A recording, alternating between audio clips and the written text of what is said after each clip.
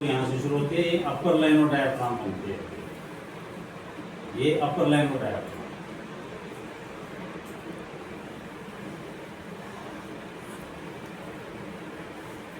बस ये बन गई। इसमें यांग साइड में हमें एब्डोमेन एरिया को देखने की जरूरत नहीं है, क्योंकि यांग साइड में हमारा स्पाइनल कॉर्ड होता है सीधा। तो इसके हमें 3 पार्ट करने की जरूरत नहीं है। 3 पार्ट सिर्फ हम करते हैं इन साइड में। यांग साइड में हमें करने की जरूरत नहीं है। सेंट्रल लाइन के रेफरेंस में हमें लेफ्ट एंड राइट का पता लगेगा। डायफ्राम के रेफरेंस में हमें पता लगेगा कि मेरे को डायफ्राम से नीचे का देखना है या डायफ्राम से ऊपर का देखना है। हैंड पोजीशन नंबर 1 या हैंड पोजीशन नंबर 2 किस तरह का देखना है। और एब्डोमेन की हेल्पिंग लाइन ड्रॉ की 1/3 के लिए, जो हमने प्लॉट देखा था ना ऑर्गन्स, अपर 1/3 लेफ्ट साइड कौन से, राइट साइड कौन से, मिडल में कौन से, उनको प्लॉट करने के लिए ये हमने ड्रॉ किया था। तो इसको अगर हम अब देख लें स्टेप बाय स्टेप, इजी हो जाएगा। इसमें अगर मेरे को देखना है, सपोज करो मेरे को लेफ्ट साइड देखनी है, हाथ में कौन सा है, लेफ्ट हैंड में लेफ्ट साइड कौन सी है, लेफ्ट हैंड में लेफ्ट साइड कौन सी रहेगी। सेंट्रल लाइन हमने देख ली, सेंट्रल लाइन हमने देख ली। लेफ्ट साइड में लेफ्ट ये रहेगी लेफ्ट। आपका लेफ्ट साइड कौन सा है? मेरा लेफ्ट साइड। हाँ, तो उसको देखो ना जी, लेफ्ट हैंड में देखो ना। लेफ्ट हैंड में, हाँ, लेफ्ट साइड की साइड में रहेगी हमारी, लेफ्ट साइड इधर रहेगी, थंब का साइड में टुवर्ड्स थंब, यानी कि ये सेंट्रल लाइन है, इसके थंब के इधर रहेगी। अच्छा, तो राइट हैंड में इधर रहेगी, अपोजिट हो जाएगी, यानी कि लेफ्ट साइड में थंब की तरफ लेफ्ट, हाँ राइट साइड में थंब की तरफ राइट। ऐसे है ना, बस इसको तुमको देख लो। यस, अगर ये डाउट आता है इधर ये इधर। ऊपर ऊपर नीचे ऐसे कर दो। जी जी, अगर डाउट आता है तो ऊपर नीचे ऐसे कर दो, लेफ्ट के ऊपर लेफ्ट आएगा, राइट के ऊपर राइट आ जाएगा, बिल्कुल। तो कोई डाउट नहीं रहेगा। देन एक यहाँ पर है, सपोज करो मेरे को लेफ्ट किडनी को देखना है। अब हाथ में ये किडनी मेरे बैक साइड में है यहाँ पर, तो हाथ में बैक साइड में रहेंगे, या तो इस साइड में, ये साइड में। लेफ्ट किधर है मेरा इसमें? यांग साइड में, लेफ्ट। इन साइड में तो मेरा लेफ्ट हैंड है, तो लेफ्ट ये है, थंब की तरफ है। यांग साइड में, लंग साइड में भी वही आएगा, जो साइड उधर राइट, इसका राइट हो जाएगा। यस, साइड तो वही है। साइड वही रहेगी, यानी कि लेफ्ट के पीछे लेफ्ट रहेगा, राइट के पीछे राइट रहेगा। उधर कुछ भी जाएगा, बॉडी पार्ट में, क्योंकि मेरा अगर ये लेफ्ट है, मैं ऐसे हूँ चाहे ऐसे हो जाऊँ, तो लेफ्ट को लेफ्ट ही रहना है। वही यहाँ पर हम मिस्टेक यही करते हैं, इसमें भी लेफ्ट ही हो गया, लेफ्ट साइड। ये बस यहाँ से देखिए, बस लेफ्ट और राइट हैंड में भी ऐसे ही होगा। इसमें लेफ्ट ये है, तो इसके बैक साइड में लेफ्ट हो जाएगा, इस साइड में राइट हो जाएगा। वही हो जाएगा। तो भी 1 बाय 1 देख लेते हैं। ये क्या है? 6 स्टेप्स।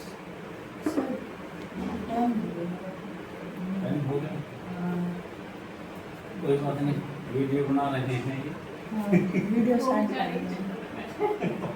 तुम भी चलोगे तो आप बैठो, अगर आप बैठना चाहते हो तो बैठो। क्योंकि 5 अभी बजे तक रखेंगे हम, 5 बजे टिकट रखेंगे। अभी पता है आपको क्या है, यही कार्रवाई है, मेन कार्रवाई यही है। आप ये तो मैंने एक्सप्लेन कर दिया ना सारे, बस ये 6 स्टेप पढ़ने हैं। अब फर्स्ट स्टेप क्या है? 7 रीजन्स।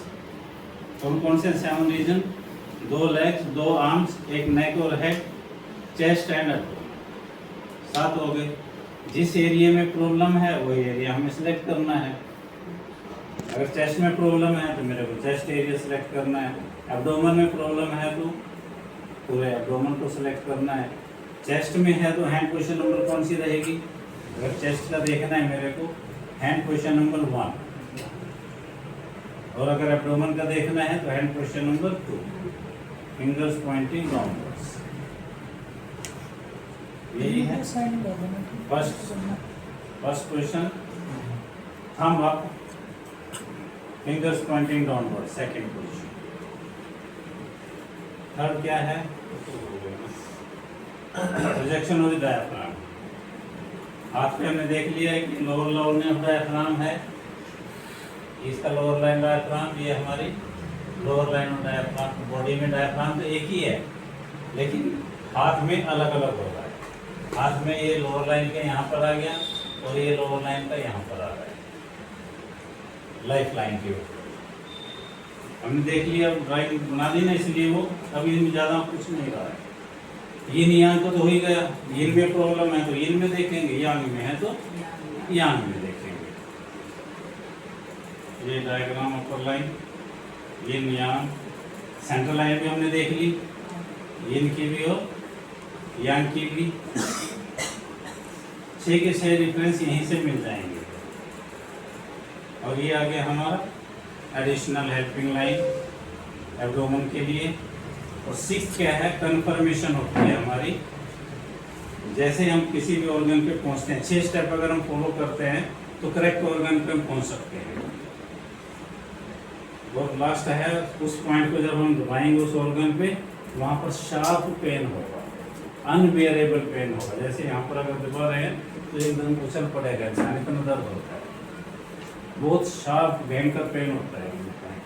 अगर वहाँ प्रॉब्लम हुई तो, अगर ठीक है फिर कोई प्रॉब्लम नहीं, फिर कोई पेन नहीं। इसके अनुसार अगर हम देखें,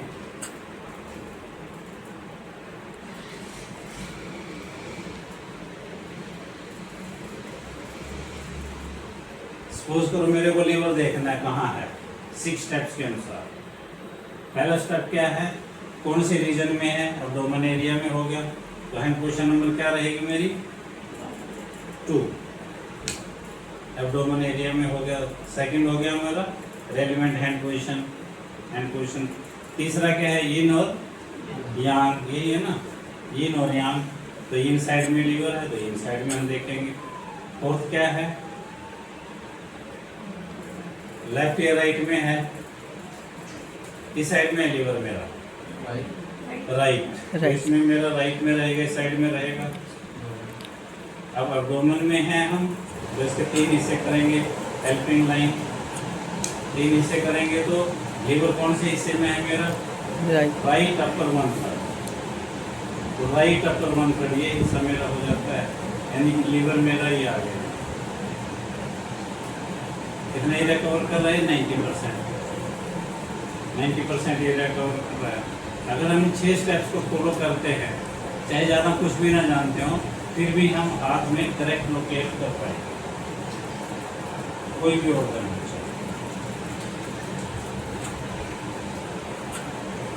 चले।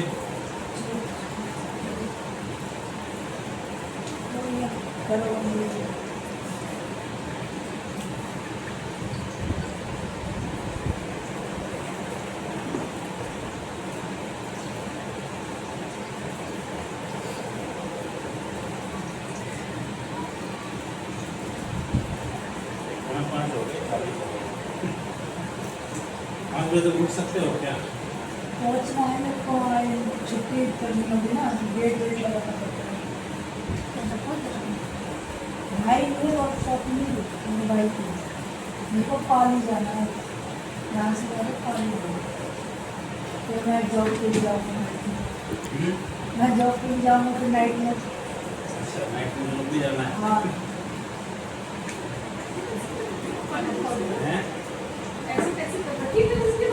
ऐसी कैसी जाओ, उतना काम में देखना तो पड़ता ही है। भैया है नहीं ना, वो दिल्ली गए पड़े काम से, वीडियो बना देते हैं।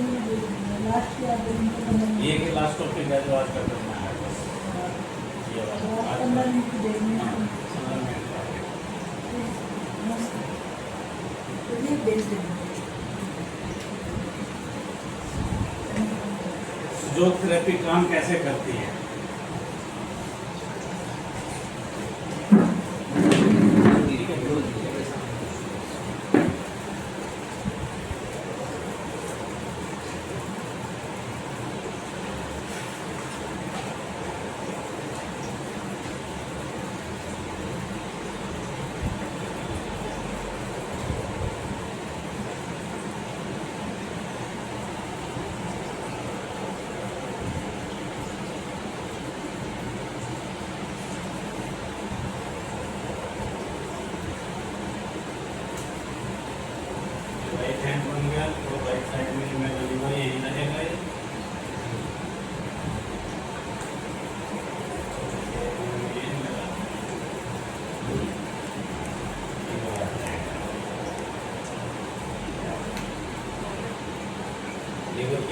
लेके चलते हैं।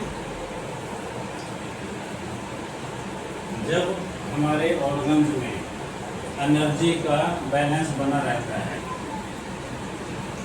पंच तत्व की ऊर्जा होती है हमारी, हर एक बॉडी में भी पंच तत्वों का बना हुआ है और हर एक ऑर्गन भी पंच तत्वों का बना हुआ है, और हर एक पंच तत्व की एक अलग ऊर्जा होती है। जब तक उन ऊर्जा का बैलेंस बना रहता है तो हम हेल्दी होते हैं, हमारा एनर्जी का इक्विलिब्रियम बराबर बना रहता है, कोई रोग नहीं होता। सोच करो लीवर में यहाँ पर कुछ गांठ सी बन रही है, तो क्या होगा यहाँ पर, जो इसके बनने से जो एनर्जी का बैलेंस बना हुआ है, एनर्जी इक्विलिब्रियम जो बना हुआ है वो डिस्टर्ब हो जाएगा, और वहाँ से ये कोई अलग से फ्रीक्वेंसी जनरेट होती है इसकी वजह से, इम्बैलेंस की वजह से, और फ्रीक्वेंसी एटमॉस्फेयर में रिलीज हो जाती है। यहाँ से ये एटमॉस्फेयर में रिलीज हो जाती है। सपोज करो ये हमारी 1 मेगाहर्ट्ज की फ्रीक्वेंसी है,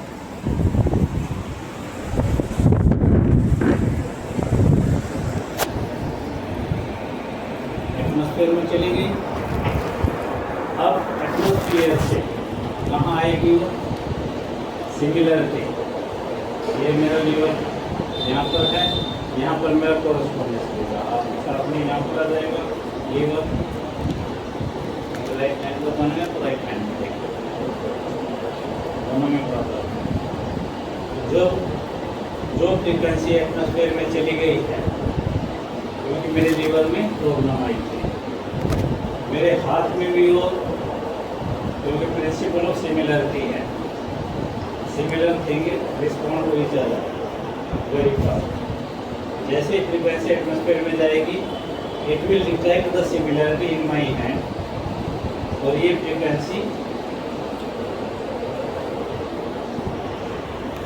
यहाँ पर आके इसी एरिया में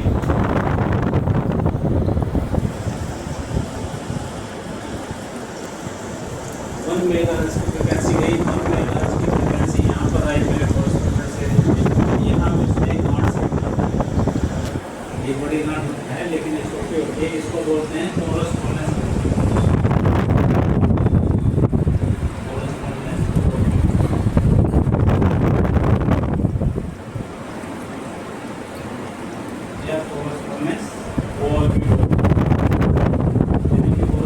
एरिया में इस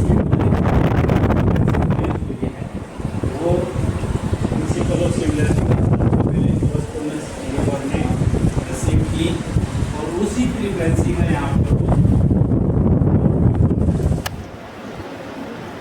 सिर्फ 1 मेगाहर्ट्ज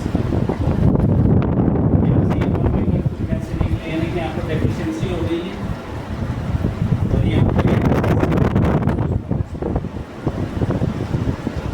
जैसे ही हम कोरस्पोंडेंस देते हैं, ये कोरस्पोंडेंस के लोग ज़्यादा बड़े नहीं, रेत के कण जैसे होते हैं कोरस्पोंडेंस पे, ये रेत के कण जैसे। जैसे ही हम यहाँ पर प्रेशर देने की कोशिश करते हैं तो यहाँ पर फ्रीक्वेंसी से बने जो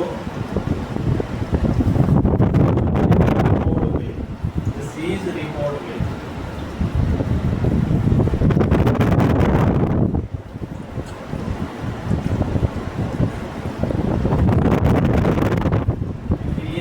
बीमारी की फ्रीक्वेंसी निकली यहाँ से, वही रिपोर्ट करती सेम फ्रीक्वेंसी, इसलिए इसको रिकॉर्ड में जैसे ही हम यहाँ पर इसको स्टिमुलेट देते हैं प्रेशर के द्वारा लगा के या कलर लगा के, यहाँ से क्या होगा है, जैसे ही यहाँ से दोबारा ये वापिस सेम जिस फ्रीक्वेंसी की बनी है,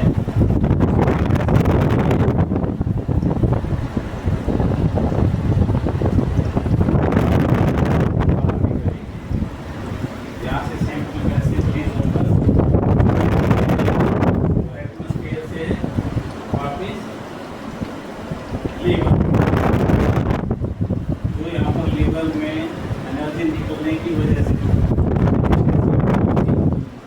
यहाँ से जो वेव निकलेगी वो उसको पूरी कर देगी। इसको बोलते हैं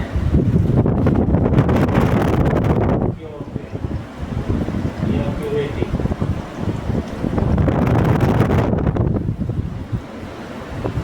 क्योर वेव या क्यूरेटिंग यानी कि जो ठीक होना है वो मेटाफिजिकल नेचर का है। यहाँ से जो फ्रिक्वेंसी निकली कोरस्पोंडेंस ने कैच की, कोरस्पोंडेंस सेम फ्रिक्वेंसी निकली हमारे लीवर ने दोबारा कैच की और वहाँ पर डेफिशिएंसी हो गई थी, पूरी वो फ्रिक्वेंसी पूरे होते बीमारी थी। ठीक, ये मैकेनिज्म है सुलभ थेरेपी काम कैसे करते हैं।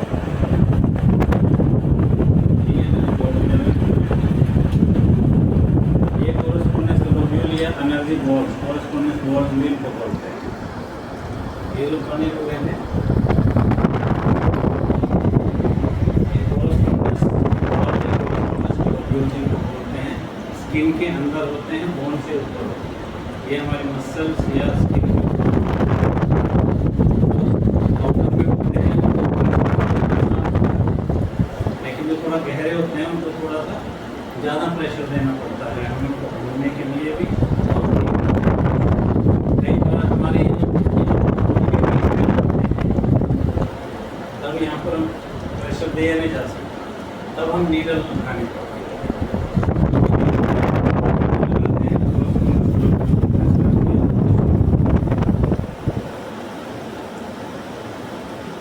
जैसे प्रेशर देने के लिए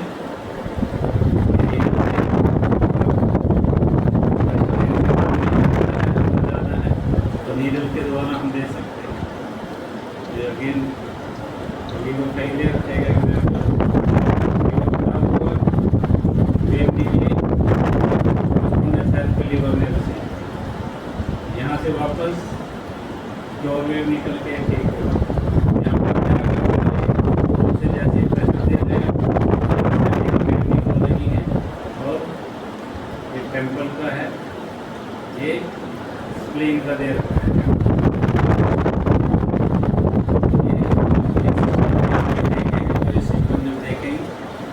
तब हम इसके बारे में जानते हैं। एक साइड में देख लिया तो यहाँ साइड में कैसे बोन होती है। यहाँ साइड में हमारे बोन सेंटर में रहती है, हाथ में भी यहाँ साइड में जो सेंट्रल लाइन ड्रॉ की है हमने, वो सेंट्रल लाइन हमारी स्पाइनल कॉर्ड को रिप्रेजेंट करती है। हाथ में भी और हाथ में दो पार्ट में है, इसमें भी है, लाइन से पैर में भी अंगूठा क्योंकि अलग डायरेक्शन में होता है, अंगूठे का नीचे का बोन का हिस्सा है, ये वाला होता है, ये वाला ये पॉइंट ऐसे